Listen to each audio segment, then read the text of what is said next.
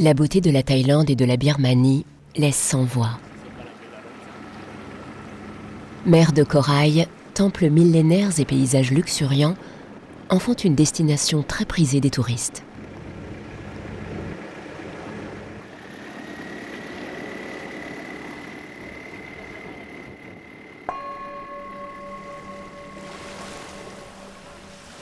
Mais pour le curieux qui s'est observé, un autre visage se dévoile discrètement.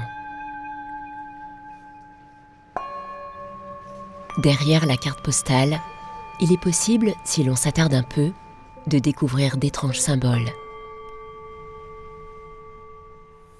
Ces sculptures inattendues couvertes d'offrandes témoignent des relations particulières qui existent ici entre les vivants et le monde des esprits.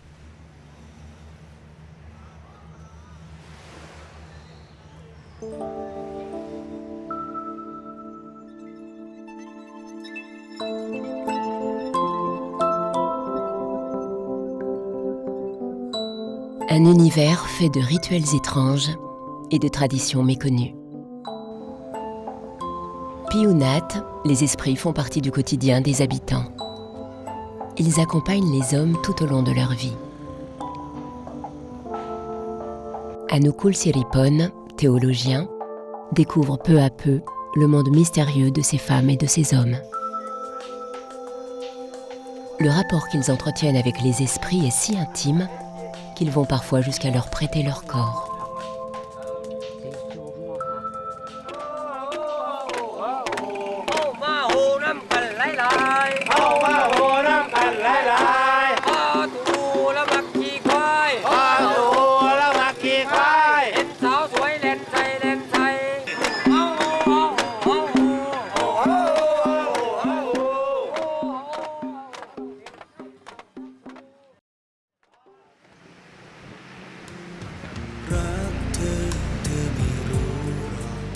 Les régions côtières, les deltas du sud et les montagnes du nord de la Thaïlande attirent les touristes du monde entier. Ils viennent profiter de la beauté des paysages, des plages de sable fin et de l'hospitalité légendaire de ses habitants.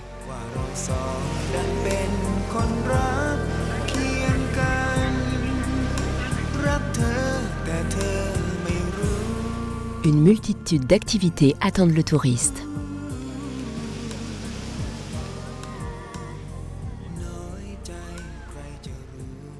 Kanchanaburi, près de la frontière birmane. La petite ville est située au confluent de la rivière Quai Noi et de la rivière Quai Yai, où fut construit le célèbre pont de la rivière Quai en 1942. Ce matin, les habitants préparent les offrandes pour le jour du Bouddha. Ce rituel est célébré chaque fois que la lune entre dans l'une de ses 4 phases.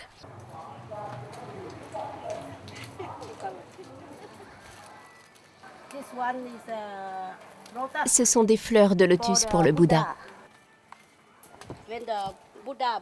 Quand le Bouddha est né, il a marché sur des feuilles de lotus.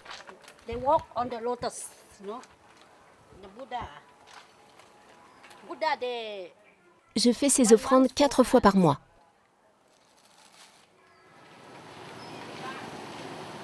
Dès l'aube, les moines passent de maison en maison pour recueillir les dons des fidèles. Le vénérable en tête, ils défilent, drapés dans leur étoffe jaune safran ou orange, leur bol d'aumône à la main.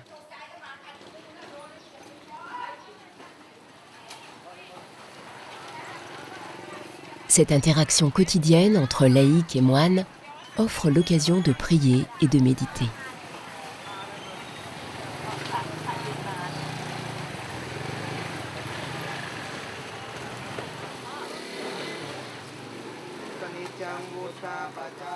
Ici, la religion est omniprésente et les prières se font entendre partout.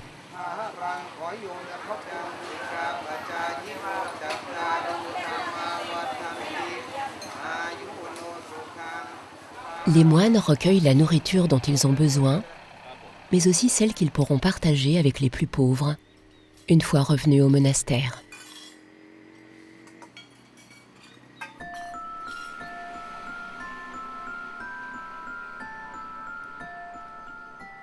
La quête est également une source de mérite bénéfique au karma de chacun. Les bouddhistes croient en effet au cycle des renaissances et à l'influence de leurs actes, bons ou mauvais, sur leur vie future. L'eau lustrale revêt un caractère sacré. Elle symbolise la vie et ses perpétuelles renaissances. Elle est au cœur des cérémonies.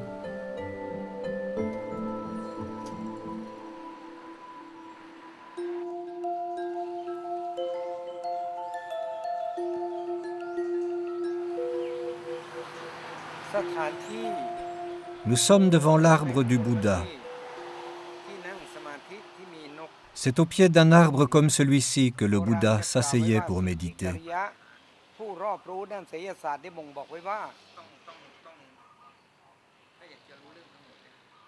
Derrière l'arbre de Bouddha se tient une petite maison sur pilotis consacrée aux esprits protecteurs du temple. À côté de chaque maison familiale, on trouve 2 maisons comme celle-ci.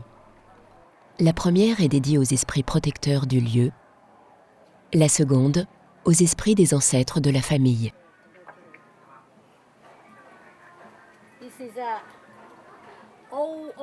Ce vieil homme et cette vieille femme, ce sont notre grand-père et notre grand-mère.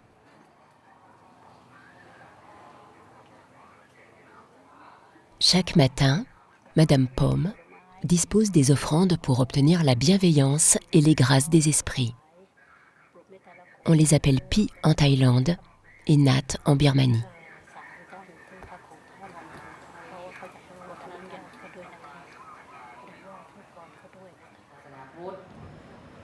Le culte des esprits est très ancien.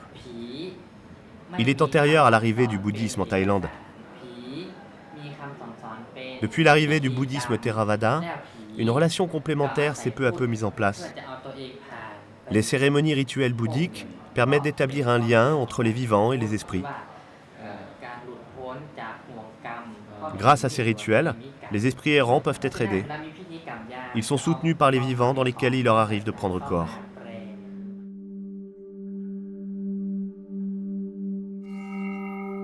Anukul, jeune théologien thaïlandais, connaît bien le monde des esprits.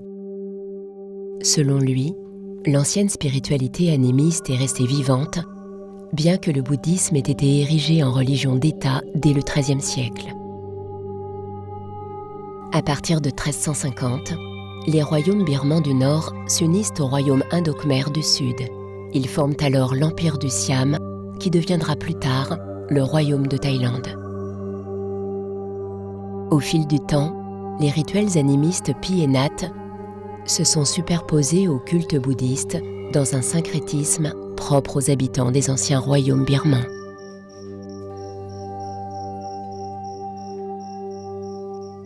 Cette nuit, au temple Wat Pong Senuk, Anukul aide les novices à préparer la cérémonie du lien. Une cérémonie dédiée à la fois aux esprits et au Bouddha.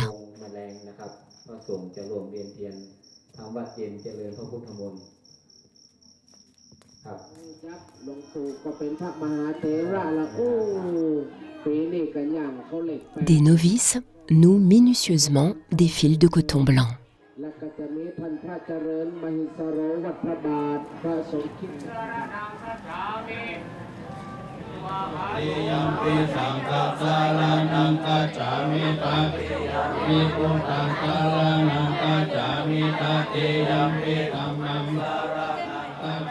La cérémonie atteint son paroxysme quand le fidèle dénoue le fil qui pend au-dessus de sa tête.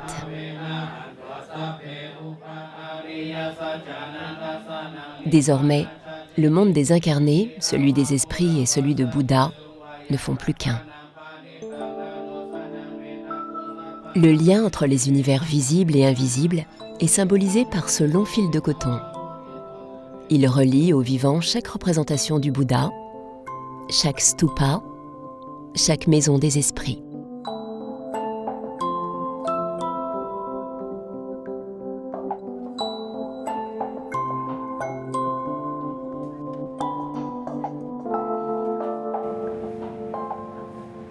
Il s'agit aussi de consolider son attachement aux morts pour qu'ils puissent accomplir leur destinée.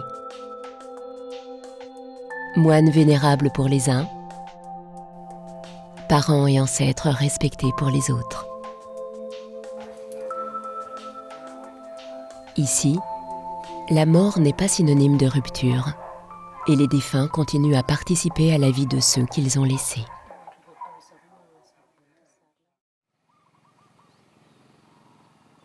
En Birmanie et dans le nord de la Thaïlande, les funérailles font l'objet de longs préparatifs et de nombreux rituels. Ils s'étalent sur plusieurs jours.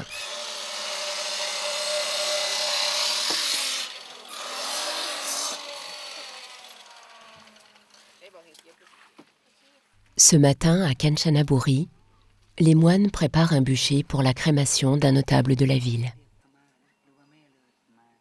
La famille et les proches du défunt sont vêtus de blanc, la couleur du deuil.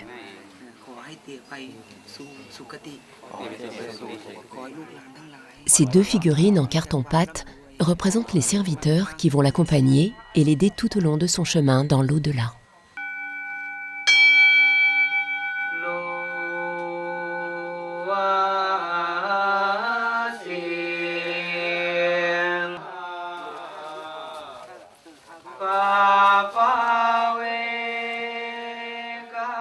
Elles seront brûlées avec des offrandes et des effets personnels du défunt.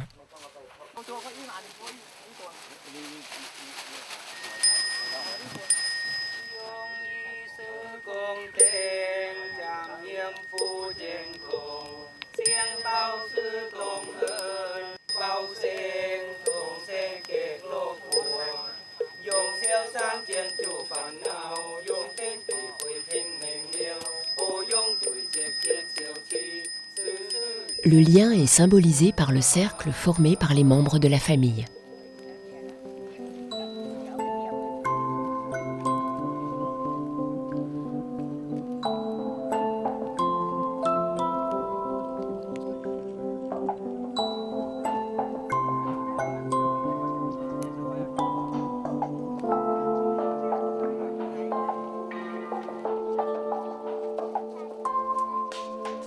Moines et proches mènent le corps jusqu'au bûcher. Chacun tient dans sa main un fil de coton préalablement fixé au cercueil. Il réaffirme le lien entre les vivants et les morts.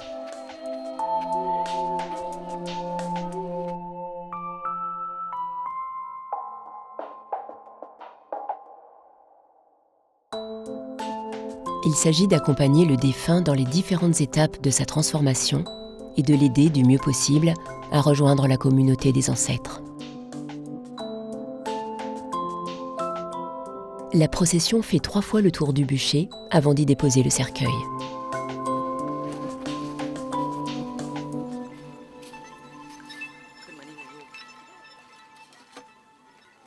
Pour les Thaïlandais et les Birmans, la mort n'est rien d'autre qu'une réorientation du courant de vie perpétuel.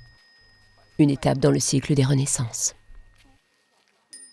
Les actions et l'attitude de chacun de son vivant déterminent son karma. Elles peuvent orienter ou modifier le cycle de ses transformations.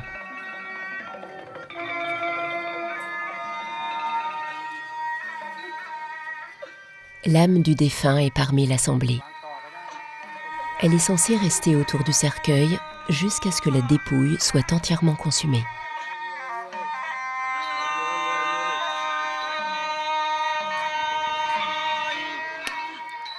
L'offrande de jus de coco permet d'assurer au trépassé un chemin de pureté.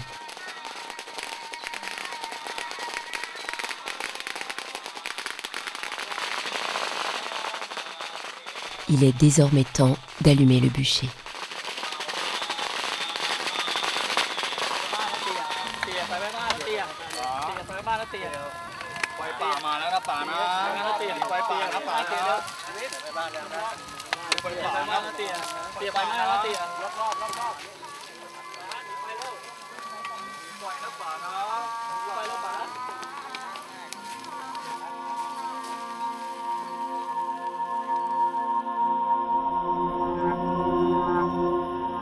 Avec la mort, le sang retourne à l'eau. le corps à la terre, le souffle au vent, la vue au soleil et l'intellect à la lune. Selon Anukul, de la même manière qu'un homme change ses vêtements usagés, l'âme incarnée quitte son corps usé et voyage à la recherche d'une nouvelle enveloppe corporelle. Elle transmigre de vie en vie, qu'elle soit humaine, animale ou végétale. Certaine est la mort pour celui qui est né, et certaine est la renaissance pour celui qui est mort. Selon l'hindouisme, l'âme et l'esprit sont deux choses bien différentes. L'âme est éternelle, sans début ni fin, alors que l'esprit naît, puis meurt. Il est soumis aux transformations cycliques.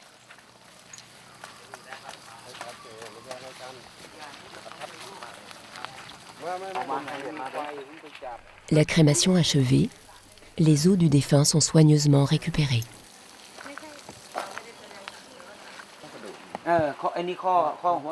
Suivant les recommandations du Vénérable, les os sont lavés et purifiés avec l'eau lustrale.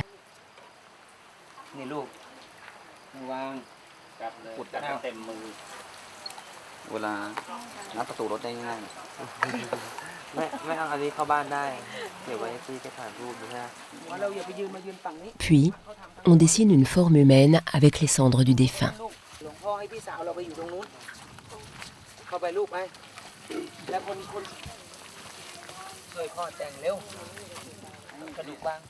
Les morceaux d'eau récupérés sur le bûcher sont minutieusement positionnés sur la silhouette pour signifier à l'esprit sa séparation du corps et l'inciter à quitter le monde des vivants.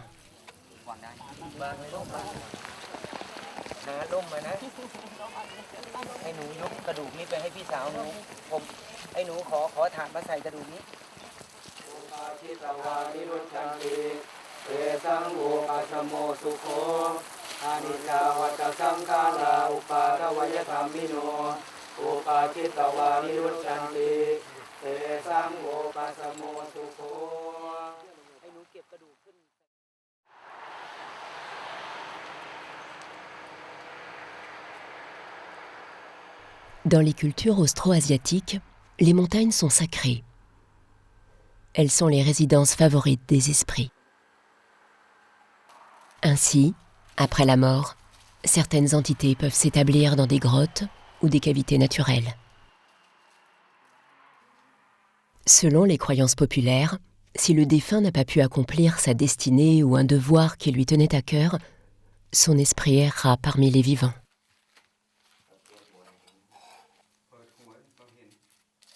Afin d'influer sur le cours des choses, il tentera alors de communiquer avec ses proches par l'intermédiaire de médiums ou parfois même d'occuper momentanément un corps. C'est la possession. Ces étranges cérémonies datent de l'époque des anciens royaumes birmans. Ils s'étiraient de la Birmanie, au nord de la Thaïlande et au Laos.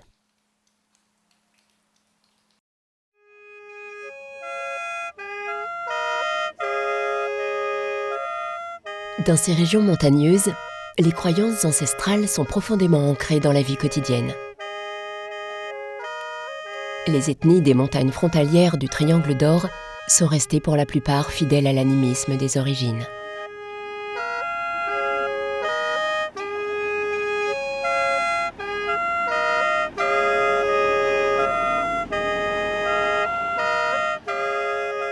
Chez les Kayas de Birmanie, s'enrouler les mollets de fibres végétales permet de se protéger des mauvais esprits qui ont la réputation de se déplacer au ras du sol.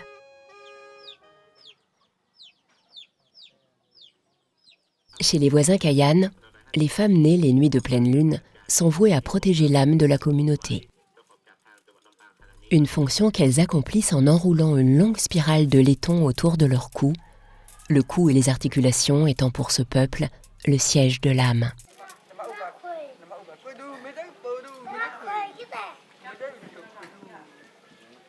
Chez les Hakka, une porte de bois et des statues suggestives interdisent aux esprits malfaisants d'entrer dans le village. Seuls y sont autorisés les esprits bienveillants.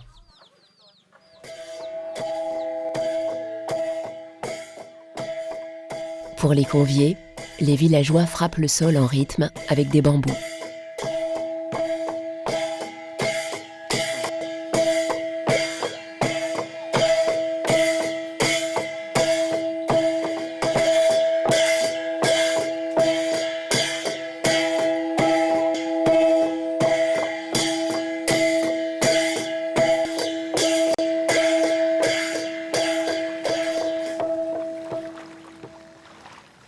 Le nord de la Thaïlande est resté très rural. Ici, les esprits sont partout. Esprits de la nature, de l'eau ou des éléments, esprits des grands ancêtres. Les agriculteurs les invoquent dans l'espoir d'obtenir des récoltes abondantes et de s'assurer une bonne santé et une vie prospère. Dans la région de l'Isan, les nombreux temples de l'époque angkorienne et pré-angkorienne témoignent de l'ancienne civilisation khmère.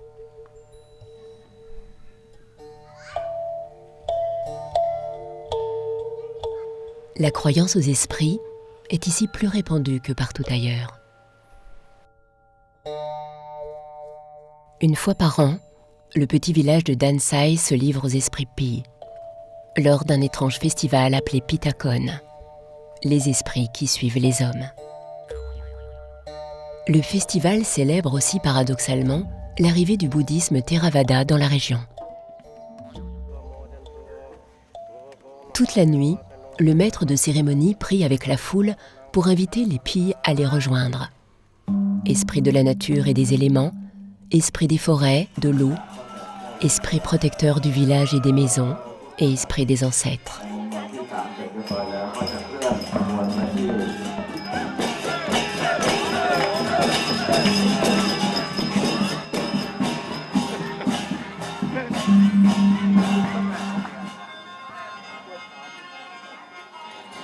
À l'arrière du grand stupa, un masque Pitakon fait son apparition.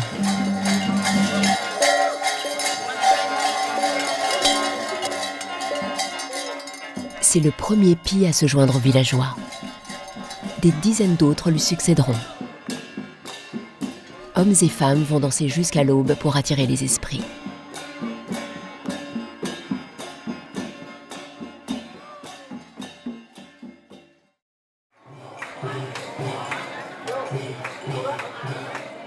Le lendemain matin, 2 nouvelles effigies arrivent à leur tour.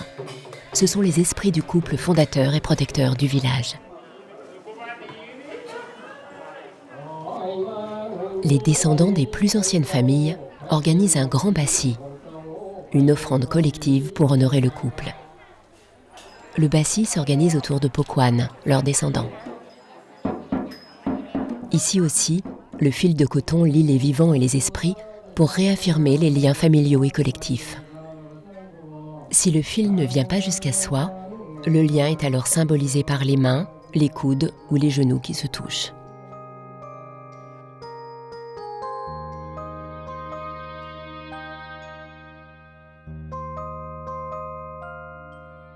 Chaque personne représente un des maillons de la chaîne sacrée.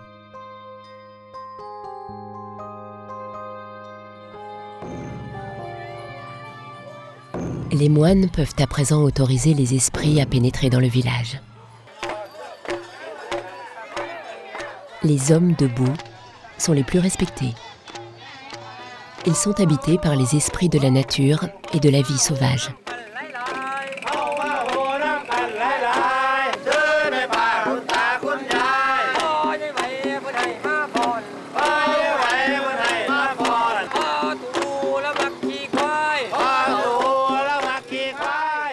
Ils déambulent dans les rues pour capturer les mauvais esprits afin de les noyer dans les eaux de la rivière Man. Puis suivent les effigies des ancêtres, des femmes et des hommes possédés et la foule des villageois.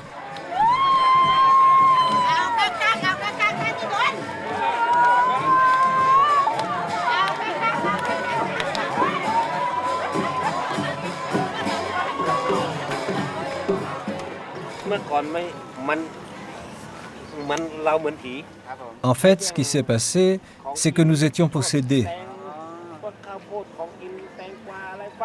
En nous lavant dans la rivière Man, on a été libérés et on a pu noyer les mauvais esprits qu'on a capturés.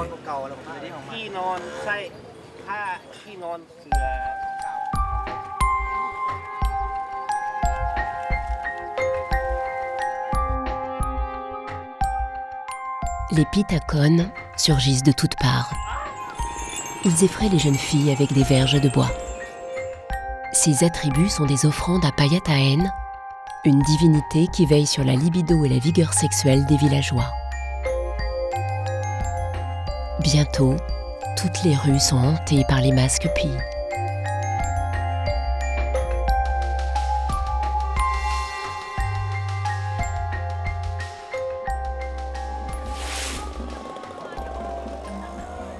Précédé des moines et des vénérables, Pokwan est transporté jusqu'au temple.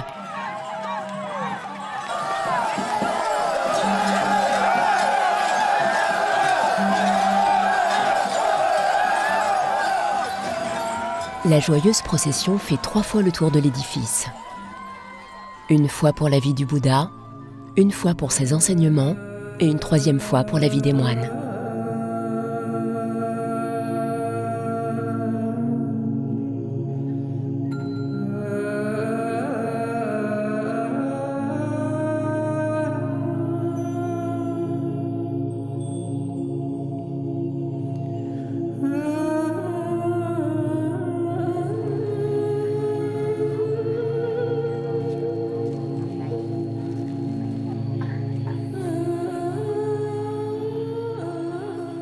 Au 4e jour, 108 offrandes sont alignées.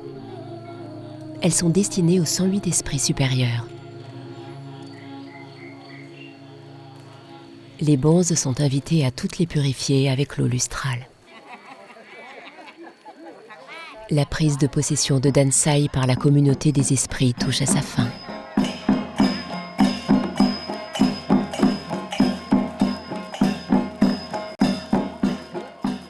Les villageois descendent à présent sur les berges de la rivière Man pour rendre à l'eau les offrandes et les effigies.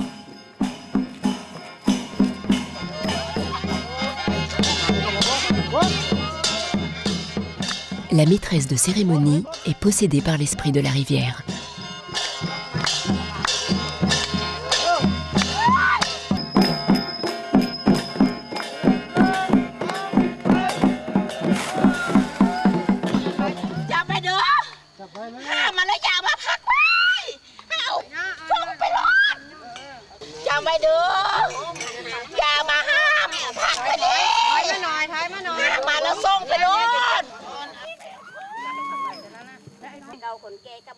Les pèlerins implorent son pardon et lui demandent d'accepter quand même leurs dons.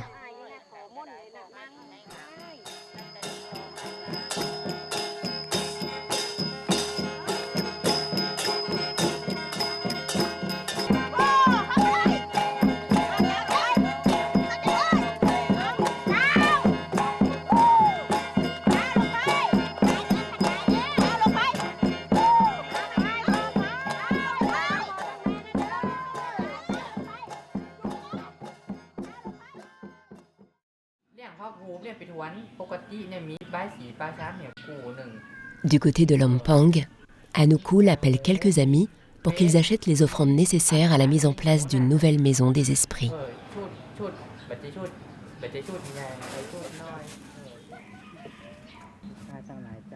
Devant l'ancienne maison, Anukul adresse une prière aux esprits qui l'habitent.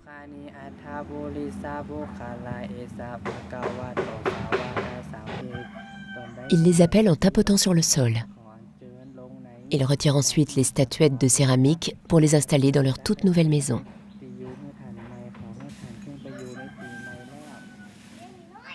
Anukul leur adresse une longue prière en lana.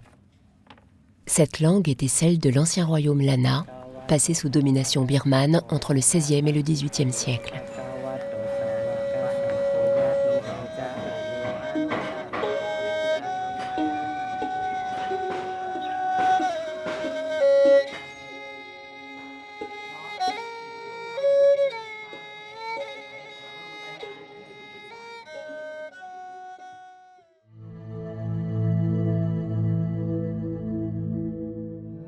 À l'image du royaume aux 1000 stupas de Pagan, les anciens royaumes birmans s'étendaient autrefois bien au-delà des frontières de la Birmanie.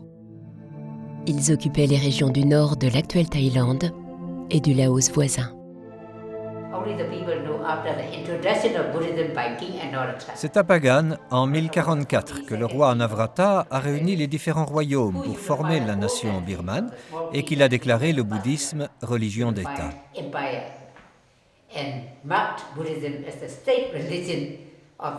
Avant lui, tous les habitants des royaumes birmans étaient animistes. La croyance au Nat est une longue tradition.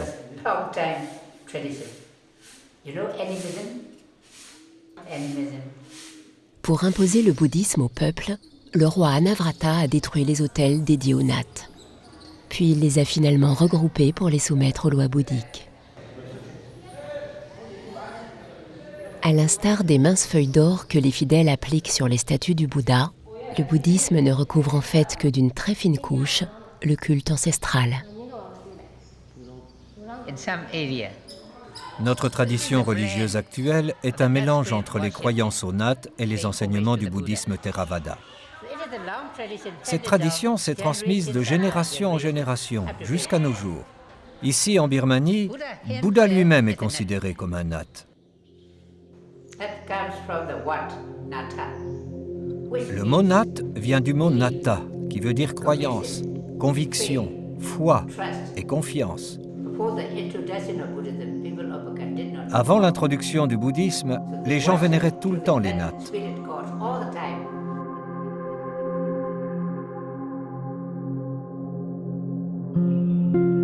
Montagne sacrée pour les Birmans, le mont Popa est habité par 37 grands Nats.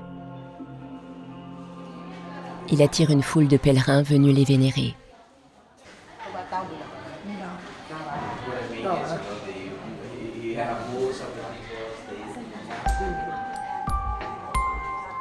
Depuis l'introduction du bouddhisme Theravada en Birmanie, la nature des Nats a été modifiée. Certaines divinités du panthéon hindouiste et le Bouddha lui-même sont devenus des Nats. Il en va de même pour les esprits de certains hommes qui, de leur vivant, ont accumulé des mérites exceptionnels. Le dialogue entre les mondes est constant. Les villageois demandent aux médiums d'intercéder.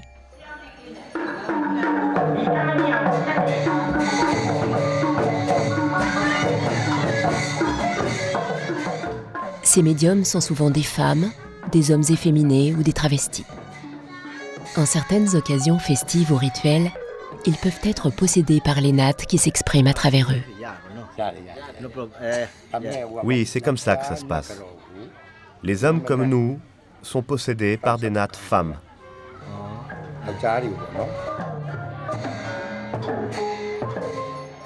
Les fêtes populaires rassemblent un grand nombre de médiums et de travestis censés être possédés par des Nats.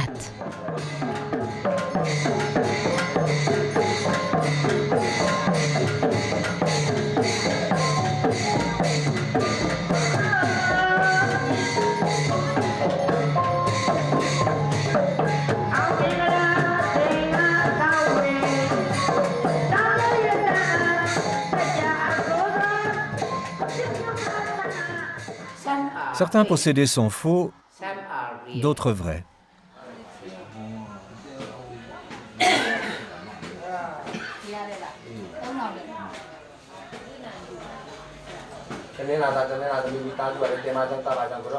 Je te prie, grand ancêtre, pour que tu protèges notre famille.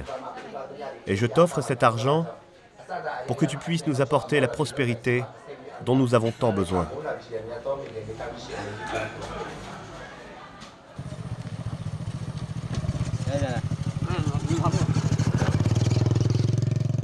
C'est au cours de ces dialogues fortement ritualisés que les vivants peuvent obtenir les faveurs et les grâces des esprits protecteurs. Dans les campagnes birmanes, les Nats sont omniprésents. Ils veillent sur les champs et les villages.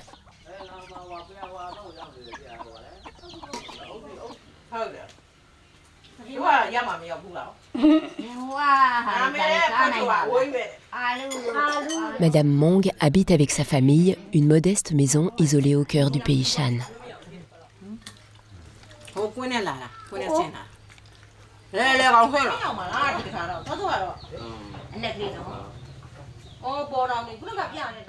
À la demande des villageois, il lui arrive d'entrer en transe et de se laisser posséder par l'un des nattes de la tradition Shan.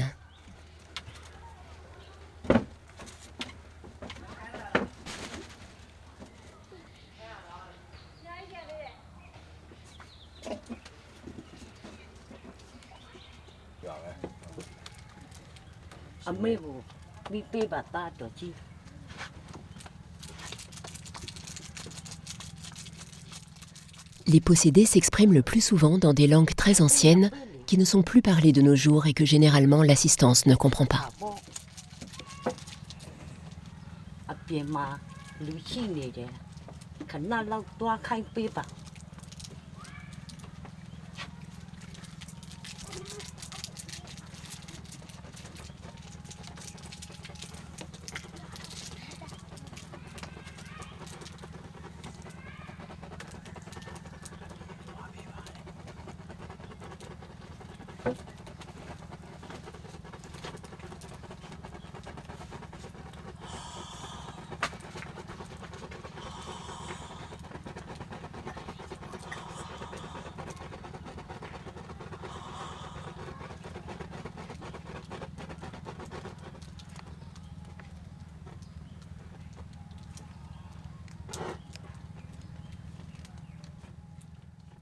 Elle entre alors en contact avec l'esprit.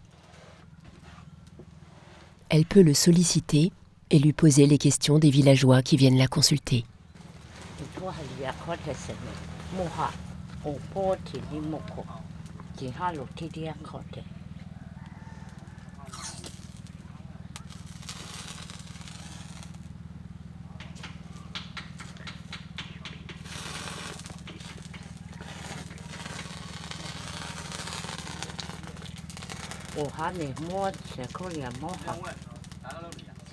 Si les rituels de possession sont pratiqués au grand jour en Birmanie, il n'en est pas de même en Thaïlande. Ils s'y déroulent généralement dans l'intimité des familles et ne concernent que certaines communautés villageoises du nord du pays. Aujourd'hui, Anukul est invité dans l'un des temples de Lampang pour aider à préparer une cérémonie d'offrande.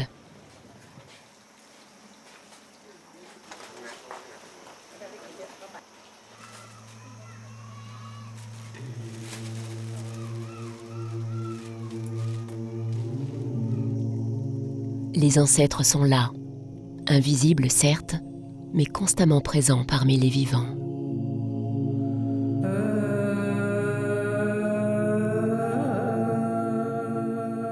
Ils sont loués et craints à la fois, entourés de toutes les attentions pour s'attirer leur protection et leur bienveillance.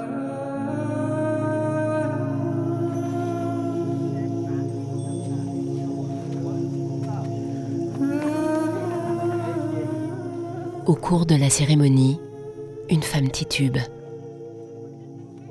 Un esprit vient d'entrer en elle.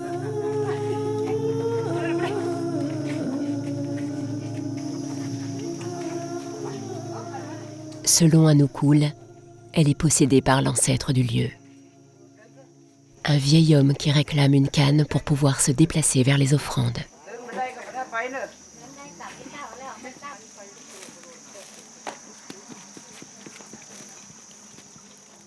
Il jauge les offrandes et les accepte en donnant 2 coups de canne sur l'autel où elles sont disposées.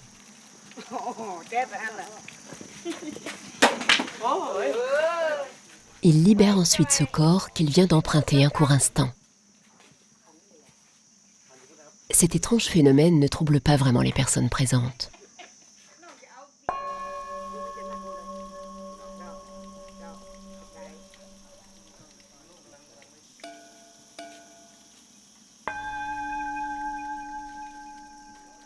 À l'image de cette dame, Anukul révèle qu'il est lui-même fréquemment possédé par l'esprit d'un ancien roi de sa lignée familiale.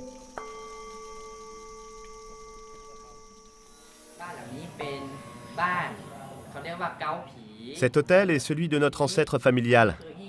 le roi Phra Jaoyod, qui a possédé mes grands-mères et me possède aujourd'hui. Il a régné autrefois sur le royaume de Chiang Rai, en attendant que son fils devienne roi à son tour.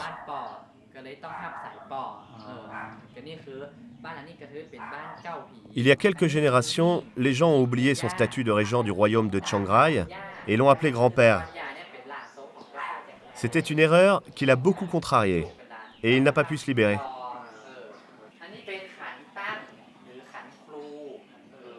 Cet autre autel est dédié à l'esprit d'un jeune garçon qui était très proche du roi. Il s'appelle Jao Jaleonoy. On a beaucoup de points communs et on partage la même âme. C'est pourquoi il se sert lui aussi de mon corps.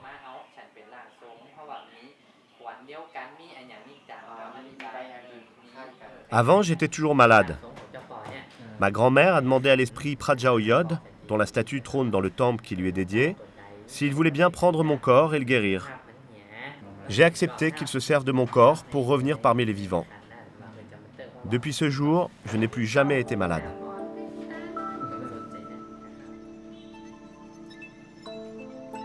Selon Anukul, les esprits errants sont des âmes contrariées qui n'ont pas pu se libérer au moment de leur mort et qui reviennent parmi les vivants pour accomplir leur destinée.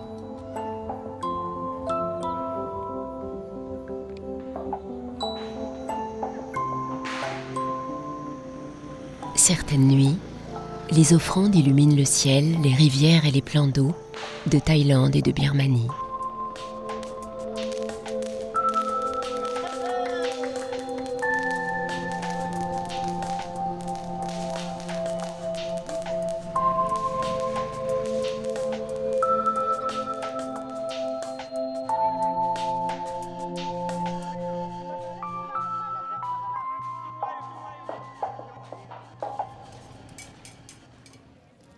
Si les esprits sont omniprésents, la vie des hommes poursuit son cours.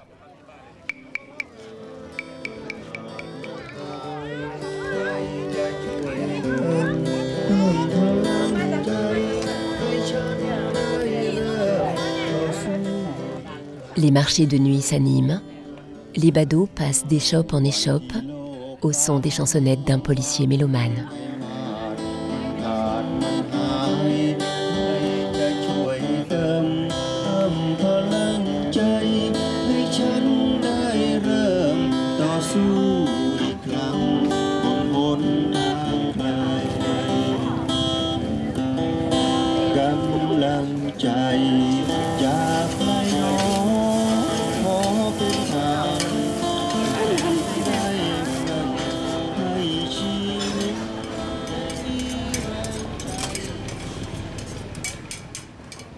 Cette nuit-là, Anukul est appelé en urgence par un membre de sa famille qui lui demande de venir en aide à un jeune malade. Anukul découvre le jeune Nook pris de spasmes et de tremblements. Il est possédé par un esprit. Sa mère est très inquiète. Pour aider l'adolescent, Anukul consent par ce geste rituel à inviter le roi Phra Jaoyod à prendre son corps.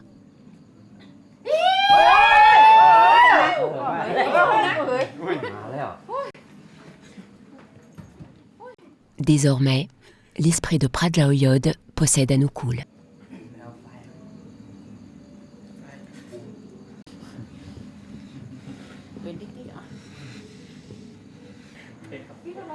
Il reconnaît l'esprit qui possède le jeune Nook.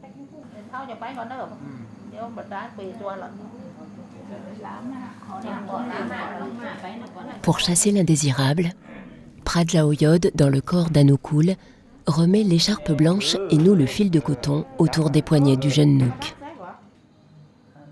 Il réaffirme ainsi le lien familial et la protection des ancêtres.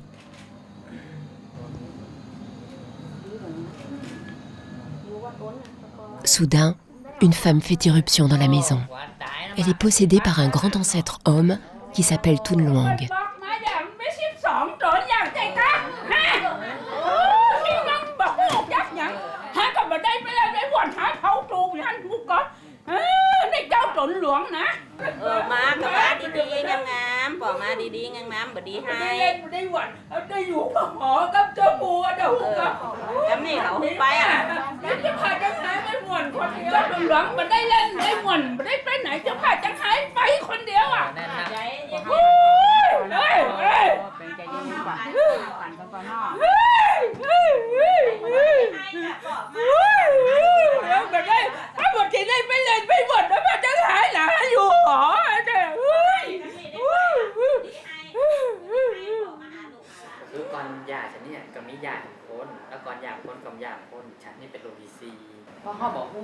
Je ne sais pas pourquoi l'esprit va choisir telle personne plutôt qu'une autre. Ce que je sais, c'est que l'esprit utilise plutôt des femmes, des enfants, ou des êtres plus sensibles, comme les travestis ou les homosexuels de sa propre lignée. Nook, apparemment libéré, demande à quitter la pièce.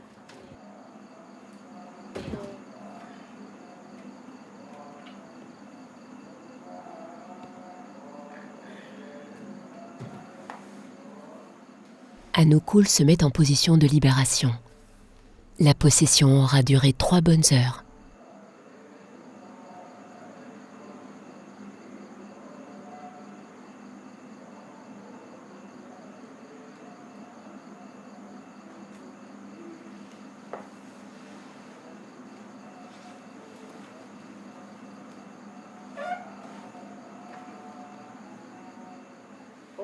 Qu'est-ce qui m'arrive?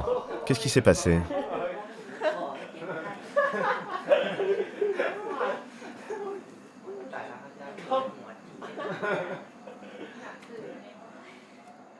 Comme après chaque possession, Anukul ne se souvient de rien. Il est épuisé.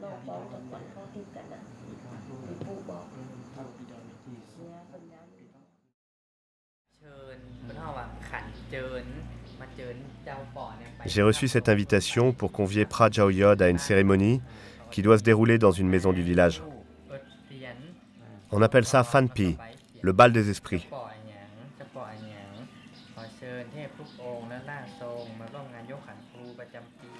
Les Phan Pi peuvent avoir lieu chez des particuliers, dans des appartements ou des maisons, au fond d'une cour ou d'un jardin. C'est le moment pour les esprits de se retrouver, d'échanger entre eux, de prier, de danser dans les corps des vivants avec lesquels ils ont passé des pactes pour revenir momentanément dans ce monde.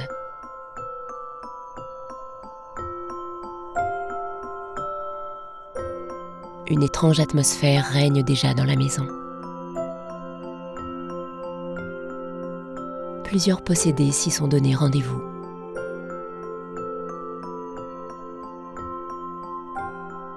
Une fois de plus, Anukul échappe à sa véritable identité.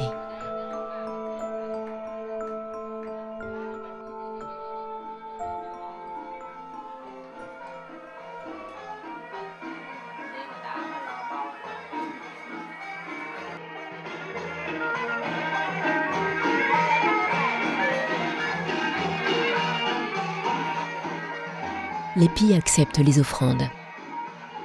Ils s'en nourrissent par le feu des bougies qui se consument à l'extrémité des sabres que les possédés agitent.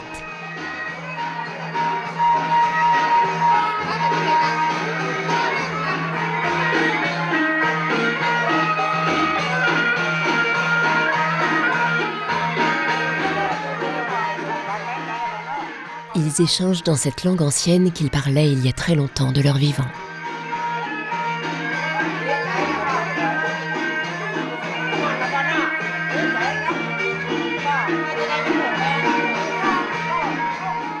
Les Phan Pi sont pour les habitants du quartier des moments opportuns pour consulter leurs ancêtres et obtenir de l'aide. Cette vieille dame tente de demander conseil à une femme possédée.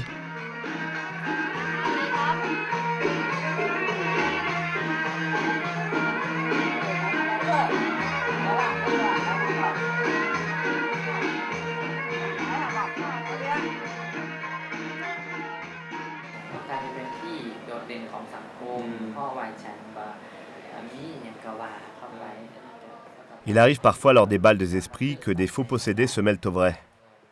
Ce sont le plus souvent des gens en quête d'une forme de reconnaissance de la société et qui cherchent à capter l'attention et l'intérêt des autres. C'est dommage, mais ce n'est pas bien grave. Dans ces villages du nord de la Thaïlande ou de Birmanie, le naturel et le supranaturel ne font qu'un. On ne s'étonne pas de ce qui semble échapper à toute logique. On vit simplement les choses. On s'adapte aux phénomènes étranges.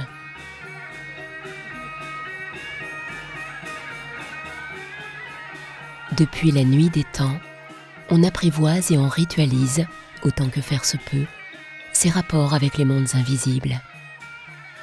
Les mondes des pis et des nattes.